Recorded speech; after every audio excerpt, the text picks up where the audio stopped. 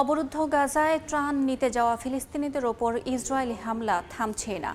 গেল একদিনে দখলদার বাহিনীর গুলিতে প্রাণ গেছে আরও ৮০ জনের, যাদের মধ্যে ৭১ জনই গিয়েছিলেন ত্রাণ সংগ্রহে।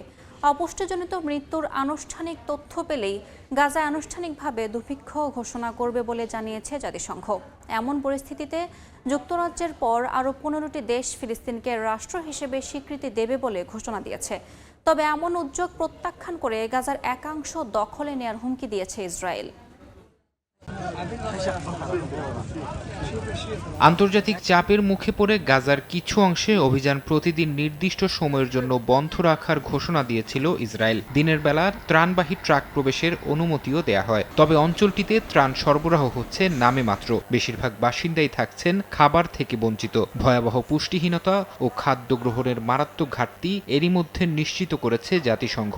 এখন কেবল অপুষ্টিজনিত মৃত্যুর তথ্য পেলেই আনুষ্ঠানিক দুর্ভিক্ষ ঘোষণা করবে বলে জানিয়েছে সংস্থাটি। ত্রাণ নিতে গিয়ে ক্ষুধার্ত ফিলিস্তিনিরা প্রাণ হারাচ্ছেন দখলদার বাহিনীর গুলিতে। বুধবারও অনেক ফিলিস্তিনি খাবার সংগ্রহ করতে গিয়ে নিহত হয়েছেন। হামাস এই দুর্ভিক্ষ পরিস্থিতিকে ধীরগতির গণহত্যা হিসেবে আখ্যা দিয়েছে। এক বিবৃতিতে তারা বলেছে, ইসরায়েল খাদ্যকে অস্ত্র হিসেবে ব্যবহার করছে এবং ত্রাণকে পরিণত করেছে লুটপাট ও বিশৃঙ্খলার হাতিয়ারে।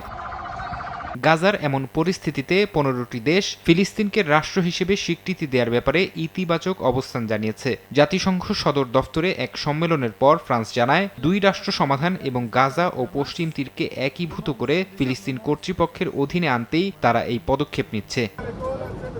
তবে পশ্চিমা দেশগুলোর এই উদ্যোগকে প্রত্যাখ্যান করেছে ইসরায়েল। পররাষ্ট্রমন্ত্রী ইসরায়েল কাতস একে হামাসকে উৎসাহ দেয়া বলে উল্লেখ করেছেন। তার মতে, এই স্বীকৃতি হামাসকে আলোচনায় কঠোর করে তুলবে এবং জিম্মিদের মুক্তিতে দেরি করবে।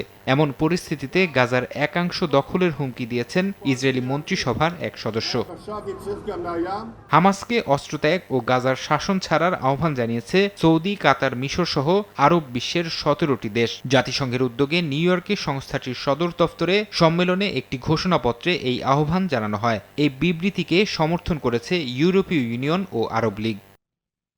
ফরহাদ চৌধুরী, সময় সংবাদ।